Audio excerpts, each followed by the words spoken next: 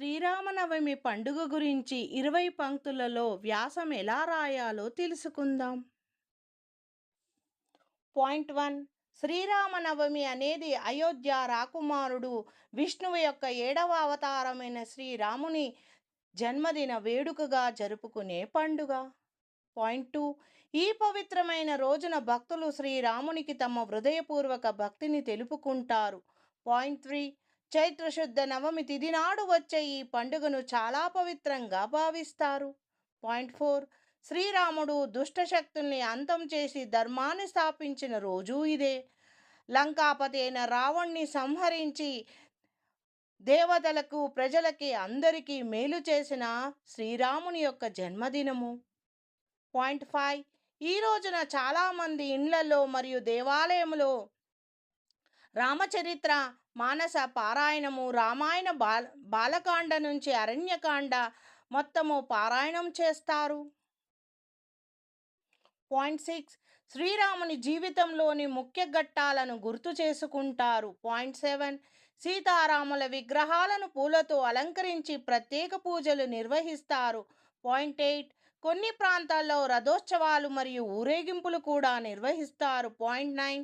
చిన్నపిల్లలకు శ్రీరాముని కథలు చెబుతారు మరియు వారిని మంచి మార్గంలో నడిపించడానికి ప్రయత్నిస్తారు. పాయింట్ 10.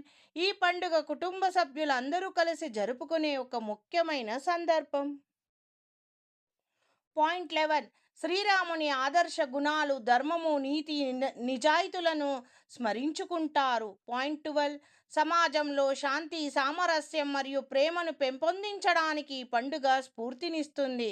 పాయింట్ 13. భక్తులు రామనామాన్ని జపిస్తూ ఆధ్యాత్మిక చింతనలో గడుపుతారు, రామ భజనలు చేస్తారు. పాయింట్ 14.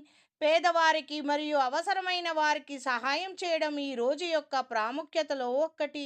అన్నదానం తప్పకుండా కళ్యాణం తర్వాత చేస్తారు. భక్తులందరూ అన్నప్రసాదాలను స్వీకరిస్తారు. పాయింట్ 15. శ్రీరాముడు చూపిన బాటలో నడవడానికి పండుగ ఒక ప్రేరణగా నిలుస్తుంది. పాయింట్ 16. ఈ పండుగ పురస్కరించుకొని అనేక సాంస్కృతిక కార్యక్రమాలు కూడా నిర్వహిస్తారు. పాయింట్ 17. శ్రీరాముని గొప్పతనాన్ని తెలిపే పాటలు మరియు రామ భజనలు పాడుతారు. పాయింట్ 18. ఇది కేవలం ఒక పండుగ మాత్రమే కాదు, ఒక జీవన విధానాన్ని గుర్తు చేసే పర్వదినము. పాయింట్ 19. శ్రీరాముని ఆశీస్సులు అందరిపై ఉండాలని ప్రార్థిస్తారు. ప్రత్యేకమైన పూజలు జరిపిస్తారు ప్రతి రామ ఆలయంలోనూ. పాయింట్ 20. శ్రీరామనవమి మన సంస్కృతి మరియు సాంప్రదాయాలకు ఒక గొప్ప నిదర్శనం. 20 పంక్తులలో శ్రీరామనవమి పండుగ గురించి ఎలా రాయాలో తెలుసుకున్నారు కదా. మీ అందరికీ ముందుగానే శ్రీరామనవమి శుభాకాంక్షలు.